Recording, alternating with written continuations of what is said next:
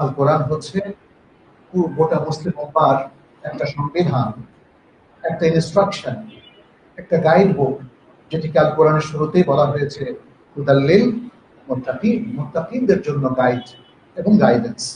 ফলে আল কোরআনের গুরুত্ব আমাদের জন্য অনেক অনেক বেশি।